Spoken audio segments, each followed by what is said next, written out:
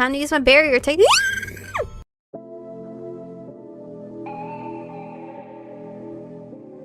We're born in the moonlight. Ain't no fantasy. Can't breathe in the sunlight. Hello, Aromas. This is Aromie here. Welcome back to Changeling. We're here talking to Spencer, or more like telling Spencer everything since he's read our freaking journal.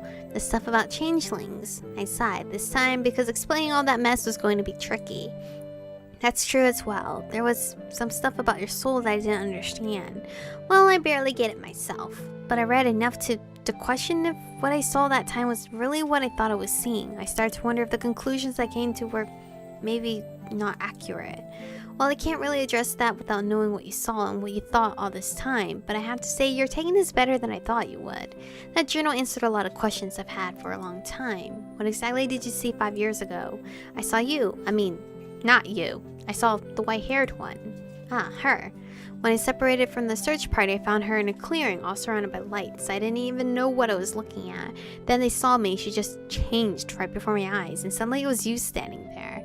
They chased me all the way back to the house, screaming at me to not look at them, pulling my hair. One of them touched my eye, and he lost his sight in it. I'm so sorry. That wasn't me.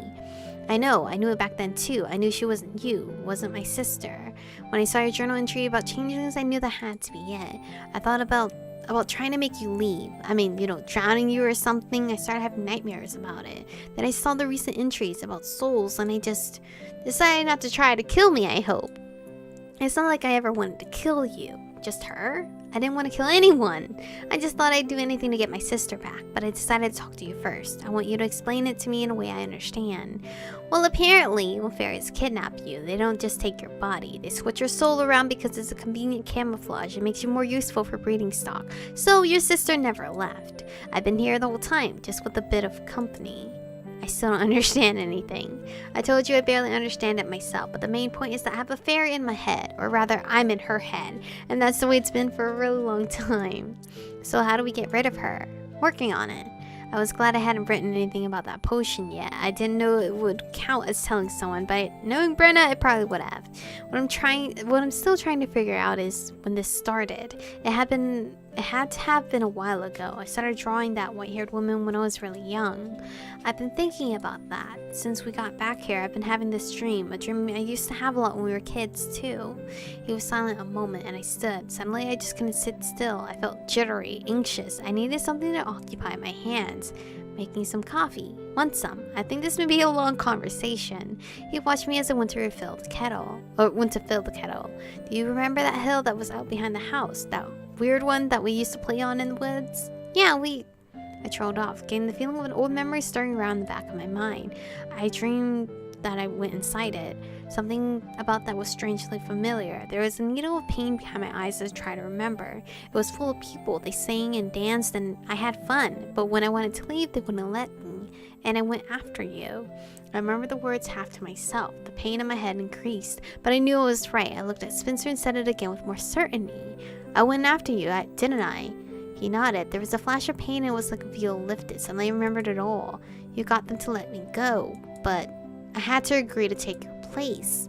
Our eyes met across the room, and I knew that was it. That had to be the memory they sealed up, which meant that was how the contract was started. Then all of it was my fault. No, that's a pointless line of thought. I set the kettle down and went to him, sitting beside him. I took both his hands. He flinched, but he didn't pull away. Listen to me. How old were we when that happened? Maybe 7. Talking about things like fault isn't going to help anything. If anyone is at fault, it's them. He swallowed hard and nodded. From there, we talked a lot about the various things that had happened to us as kids, things leading up to the hill incident. The more we talked about it, the more details that came back to us. Whether it was the last of the memory seal crumbling away, I wasn't sure. I can't believe I forgot about that. You were missing for days. I had to sneak out to even get to the hill. Mom and Dad never mentioned it. Do you think they forgot as well? It's possible they also had their memories sealed. It's also possible they don't bring it up because it seemed that we've forgotten. They must think they're cursed. But with this, I was pretty sure I could safely break the contract with Brenna's potion. I remembered now. Besides, I'd agreed to become a changeling in exchange for them letting Spencer go.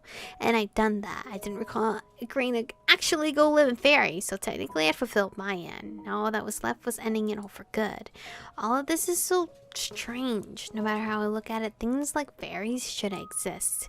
Welcome to my world. Do you even know why I've been through this since we came back? I did read the journal. Yeah, well, I'm still slightly annoyed at that. How could they take advantage of 2 little kids, even if their morals were different? Yeah, it's hard to wrap my head around too. After that, Spencer wanted to know all the details about the club, the people in it, and everything else. I'd learned about the paranormal. Much of it was written in the journal, but I couldn't keep track of every detail. There was so much to cover. We talked well into the night. It wasn't until I looked up at the clock and realized it was close to midnight that I remembered I left my phone in the gold flask upstairs. Ewan wanted me to contact him before I drank it. There was a lull in the conversation. I told Spencer I needed to go to the bathroom. I couldn't tell him what was going on yet, but I could tell Ewan. Maybe have him come in and tell Spencer the full story after I drank the potion. He said he'd be staying nearby. I left Spencer in the kitchen and headed up to my room. I left the little flask of potion on my bedside table. I slipped the flask in my pocket and picked up my phone. I had a text from Ewan. What kind of icon is this? It's just his eyes. Nearly time. I know. Where are you? Still at home? Do I need to come? Would be good. Wait until I'm there. I will. Ewan, try to steal my heart. Stop. Maybe I just wait until he showed up to tell him Spencer knew everything. I stuck my phone in my pocket and was heading to the door when I heard the tap on my window. Who the fuck? Ewan, already? No? Then again, I was on the 2nd floor. Are you shitting me? Curious, I went to check on it. Oh my god, please.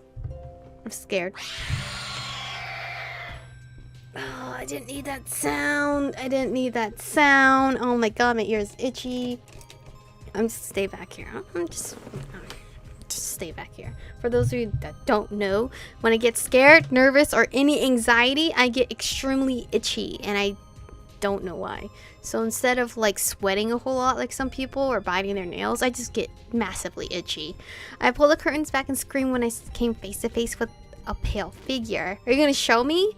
I kind of want to see, but then I kind of don't. It let out a hissing shriek when it saw me and slammed its face against the window. I scrambled backwards as it vanished. Kara's dream. It had followed me home. Again.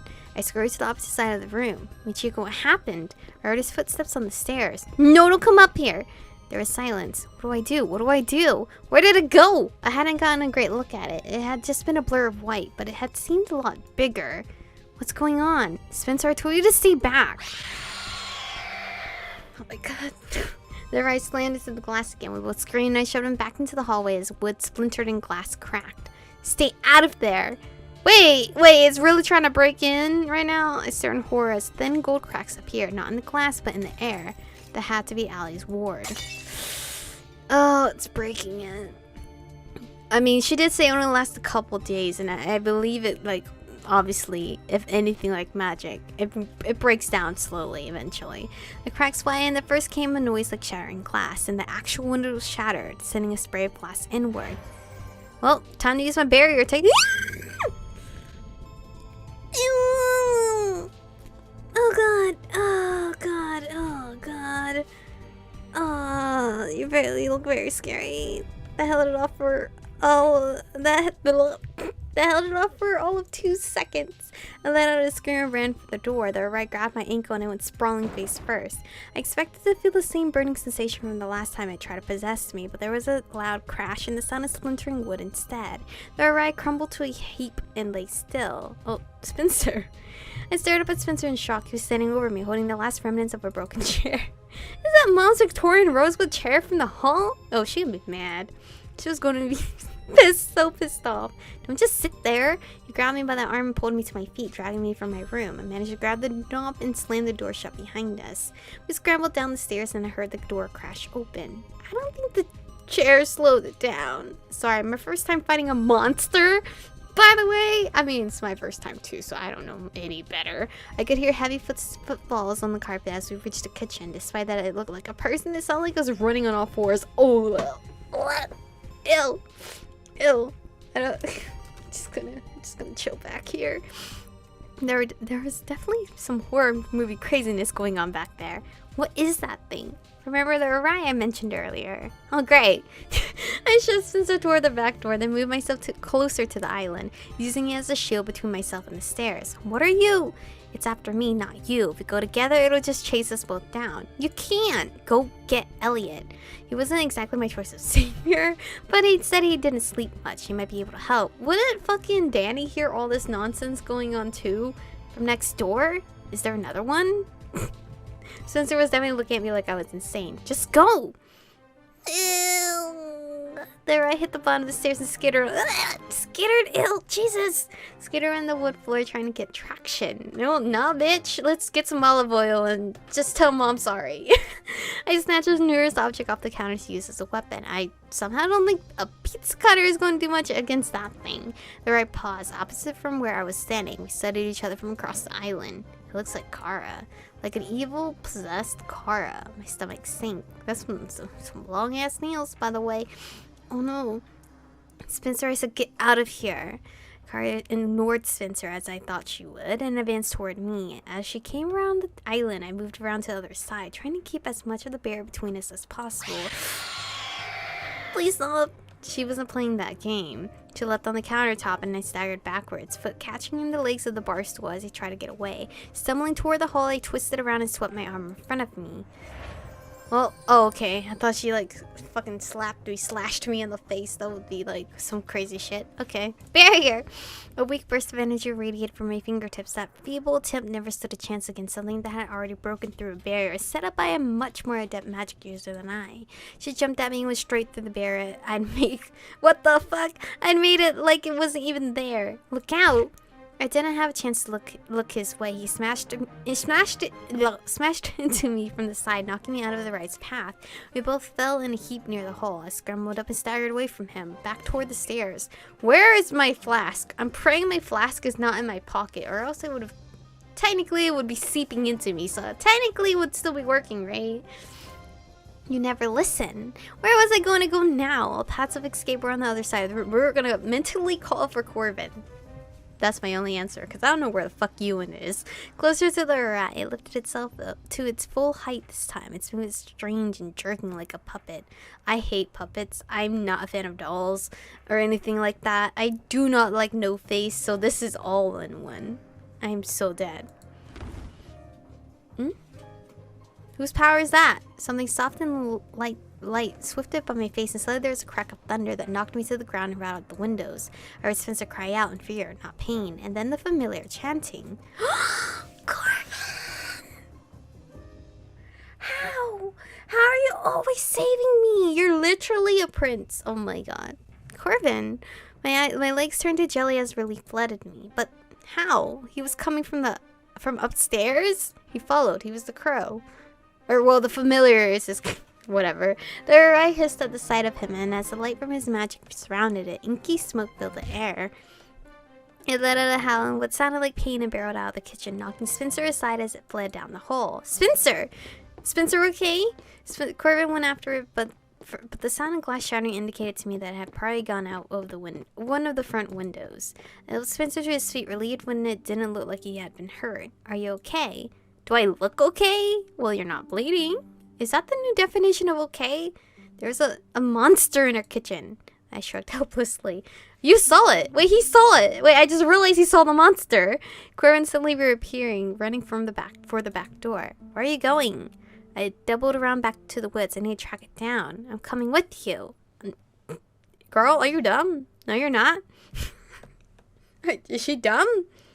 You have to drink your medicine right now. Yes, I am. Yeah, you're dumb. I'm not letting you deal with this alone. It's after me anyway. You'll have better luck finding it if I'm with you. He shot me a warning look, then threw the back door open and ran into the yard. Spencer, stay here. Call Allie and tell her what happened, okay? I followed Corvin outside, catching up with him right as he reached the back gate. He whirled around and grabbed me by both shoulders. You're not coming with me. Go back inside. Alright. Listening to Papa Corvin. Let's listen to him and drink our flask of a medicine. Not the perfect time to drink it because, you know, I'm going to be extremely vulnerable after that, but the time's limited.